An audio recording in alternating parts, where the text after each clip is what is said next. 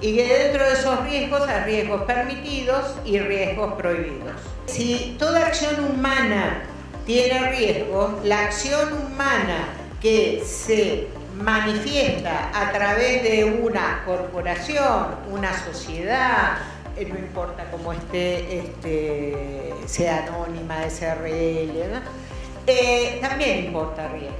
Y cuanto más compleja es la organización de esa sociedad, cuanto más complejo es el objeto social de esa sociedad, va a tener mayor posibilidad o mayor obligación, no posibilidad, de asumir riesgos.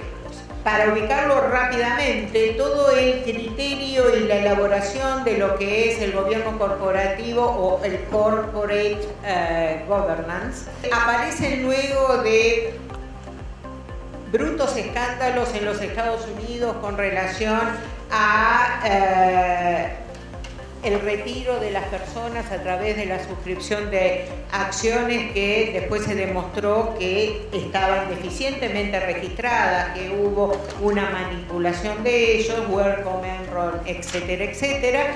Y ahí se dieron cuenta, tenemos que hacer algo distinto. Ulrich Beck dijo que es uno de los riesgos de la sociedad global, esto es, las crisis financieras globales, a los cuales se agregan dos que son fundamentales también, la crisis y el riesgo de terrorismo y el riesgo de delitos ambientales.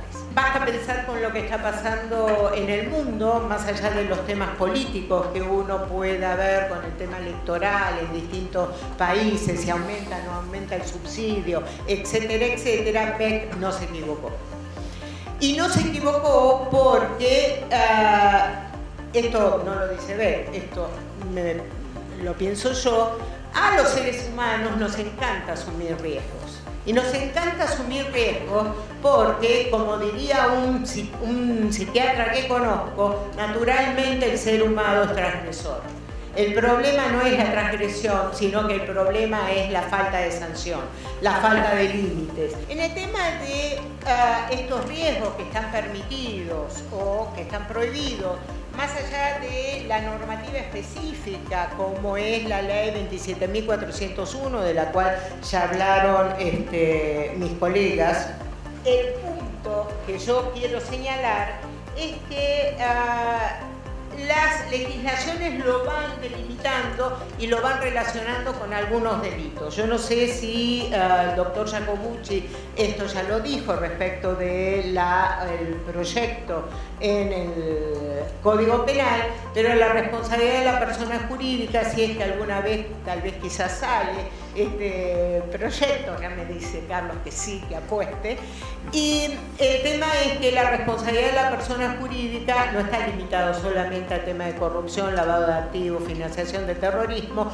u otros modalidades como régimen penal cambiario, ya que está de moda de nuevo con los valores del dólar y si hay cepo o no hay cepo, si se instaura el control de cambio más restrictivo, sino que también hay va a estar limitada, no limitada, sino referida a otro tipo de delitos. Entre ellos, vuelvo a los delitos ambientales. Al tema de financiación de terrorismo, que en realidad ya está prevista en el Código Penal, lo van a tener, pero también con tema de trata, con fines de explotación sexual. También con la trata en el tema de la explotación laboral. Yo hice, o me formulé, algunas preguntas frente a este escenario. ¿Qué le podría pasar a un oficial de cumplimiento que tiene a su cargo velar por la aplicación del programa de integridad, por ejemplo, en un banco? ¿Sí? O sea, no solamente tendría que tener en cuenta el riesgo íncito en el negocio bancario y financiero, sino que tiene que tener en cuenta cómo esos riesgos que puede asumir van a impactar a nivel de la reputación de su institución.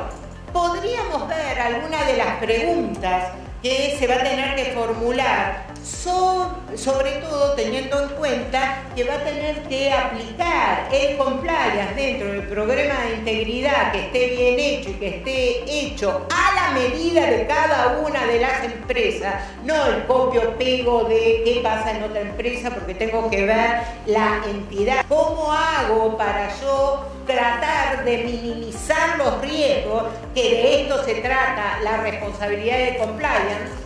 Hay un tema preventivo, minimización de riesgo, ¿para quién? Para la persona jurídica.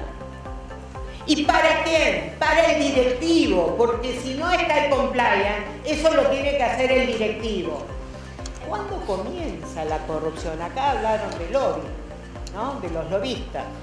¿Está permitido en este país? ¿Actúo en otro país? En el otro país está permitido porque hay países que claramente permiten el lobbying.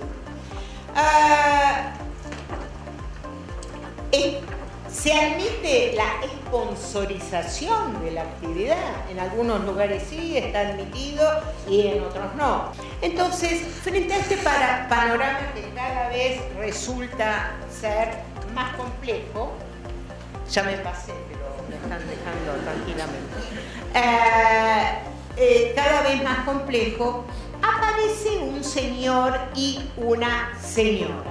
Acá aparece un compliance officer, que por suerte en general se dice en inglés para no tener que utilizar el lenguaje inclusivo. Compliance officer o el chief de los compliance officers, ¿sí?